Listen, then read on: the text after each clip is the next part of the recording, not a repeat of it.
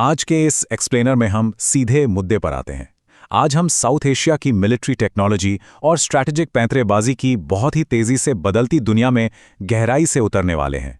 रक्षा क्षेत्र में जो बदलाव आ रहे हैं ना, वो सिर्फ कागजों पर नहीं है, वो जमीन पर, हवा में और तकनीक के बिल्कुल माइक्रो लेवल पर हो रहे हैं। आज की हमारी ये पूरी चर्चा पूरी तरह से डेटा और ज़मीनी हकीकतों पर टिकी है। हम देखेंगे कि एक तरफ जहां नए नए खतरे उभर रहे हैं, वहीं दूसरी तरफ उनका डटकर सामना करने के लिए कैसी कमाल की नई तकनीकें विकसित की जा रही हैं। तो चलिए शुरू करते हैं।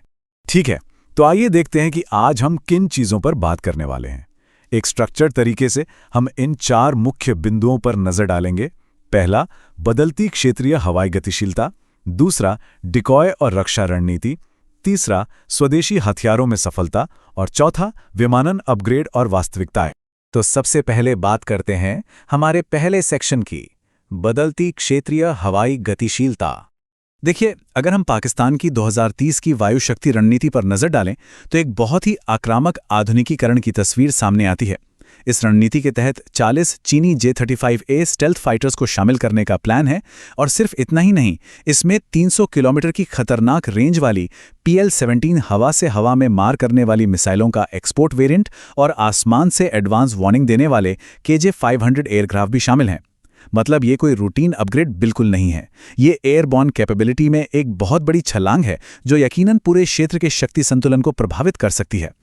और ये चीज़ बहुत ही खूबसूरती से दिखाती है कि इन बदलावों पर भारत की प्रतिक्रिया क्या है। भारतीय वायुसेना की S-400 तैनाती की रणनीति से साफ पता चलता है कि उन्होंने अपनी लॉन्ग रेंज एयर डिफेंस संपत्तियों का लगभग 65% हिस्सा पाकिस्तान सीमा यानी हमारे पश्चिमी मोर्चे की ओर लगाया है, और जो बाकी 35% है वो उत्तरी और पूर्वी मोर्चों पर तैनात हैं, जो सीधे तौर पर चीन की ओर नजर रखता है। ये रणनीतिक कैलकुलेशन अपने आप में इस बात का बड़ा सबूत है कि सेना किस दिशा से सबसे ज्यादा खतरे का आकलन कर रही है।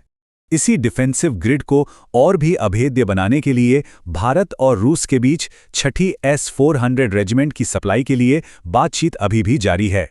रूस की तरफ से भी इसके लिए हरी झंडी दिखाई गई है।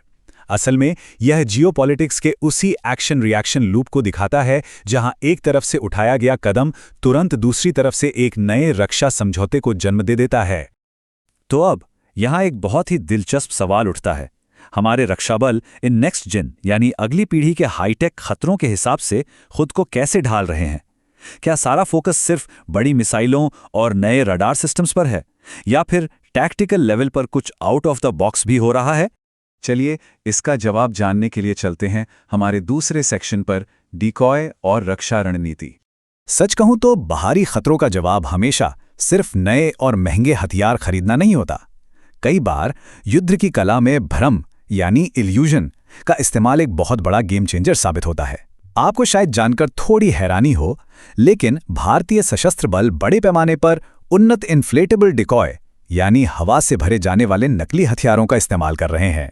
ये डिकॉय हूबहू S-400, आकाश सिस्टम, Su-30 और तेजस जैसे असली हथियारों की तरह दिखते हैं। लेकिन सबसे कमाल की बात यह है कि ये सिर्फ आंखों को धोखा नहीं देते, ये बिल्कुल असली थर्मल, इंफ्रारेड और रडार सिग्नल भी एमिट करते हैं।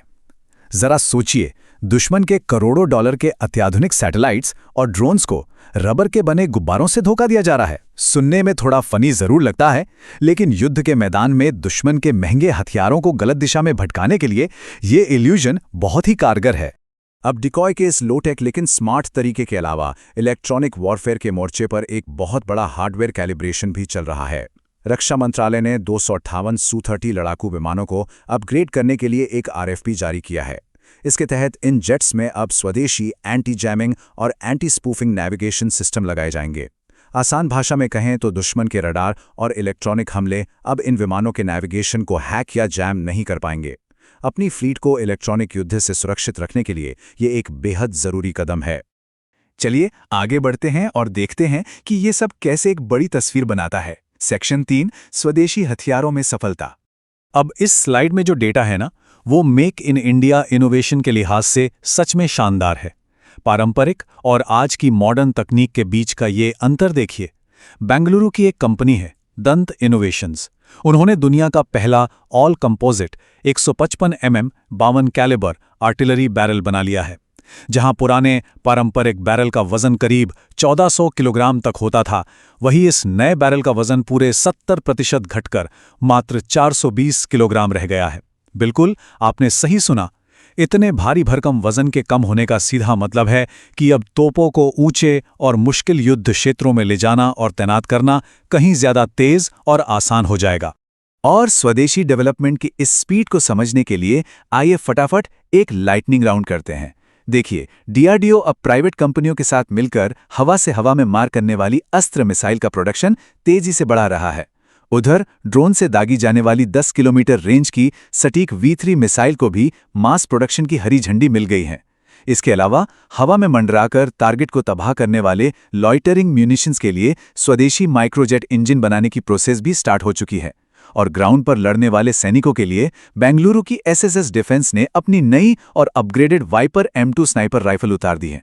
ये सब इस बात का सबूत है कि ग्राउंड लेवल पर काम कितनी तेजी से हो रहा है। हवा और जमीन की सफलताओं को समुद्री डोमेन से जोड़ते हुए एक और अच्छी खबर है। आईआईटी मद्रास ने एक advanced ocean engineering research facility शुरू की है और इसे मजगांव डॉक शिप बिल्डर्स से 4.5 करोड़ रुपए की फंडिंग भी मिली है।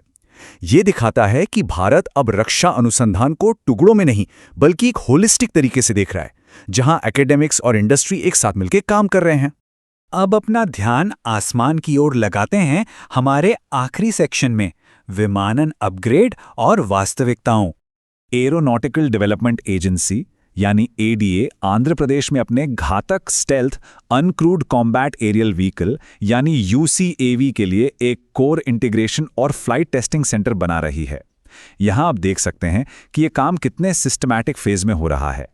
पहले फेज में सिस्टम्स को इंटीग्रेट किया जाएगा और एवियोनिक्स चेक होंगे। उसके बाद मिशन सॉफ्टवेयर की गहन टेस्टिंग होगी और फाइनली ये ड्रोन अपने आप उड़ने यानी ऑटोनॉमस फ्लाइट और रडार से छिपने की अपनी क्षमता को साबित करेगा। ये पूरी प्रक्रिया बहुत ही स्ट्रक्चर्ड है। इसी के साथ हमारे एविएशन इकोसिस्टम में कुछ बड़े इंटरनेशनल माइलस्टोन्स भी हासिल किए गए हैं। रूसी कामोव 226 हेलीकॉप्टर ने अपने नए VK650V इंजन के साथ होवरिंग परीक्षण सफलतापूर्वक पूरे कर लिए हैं। वहीं अपने भारत में टाटा लॉकहीड मार्टिन ने हैदराबाद से 260वें C-130J सुपर हरक्यूलीज एयरक्राफ्ट का टेल कंपोनेंट डिलीवर कर दिया है। ये अपने आप में ग्लोबल सप्लाई चेन में भारत की मजबूत होती पकड़ को दर्शाता है। तो यहाँ सबसे क्रूशल पॉइंट ये है कि डिफेंस प्रोक्योरमेंट की ज़मीनी हकीकत हमेशा एकदम परफेक्ट नहीं होती। HAL तेजस मार्क 1A की डिलीवरी इसका एक बहुत स्पष्ट उदाहरण है।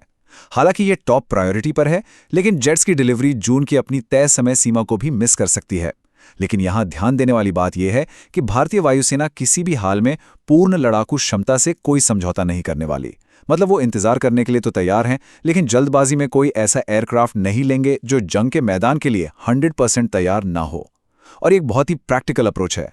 तो इस पूरे एक्सप्लेनर से एक बात तो बिल्कुल साफ है। एक तरफ हमारे पास अरबों डॉलर के अत्याधुनिक स्टेल्थ फाइटर्स और प्रिसिजन मिसाइलें हैं और ठीक दूसरी तरफ रबर से बने वो इनफ्लेटेबल डीकॉय जो इन हाई टेक सेंसर्स को चकमा दे रहे हैं। तो अंत में ये सवाल हमें सोचने पर मजबूर कर देता है, जब हाई टेक स्टेल्थ तकनीक और साधारण से दिखने वाले डीकॉय आमने सामने होंगे तो क्या युद्ध का भविष्य सच में सिर्फ इस बात पर निर्भर करेगा कि किसके पास सबसे घातक और बेहतरीन हथियार हैं, या फिर इस बात पर कि कौन दुश्मन को सबसे बेहतरीन भ्रम में डाल सकता है? आप इस बारे में क्या सोचते हैं? इस विचारोत्तेजक सवाल के साथ हम आज की इस चर्चा को यहीं खत्म करते हैं।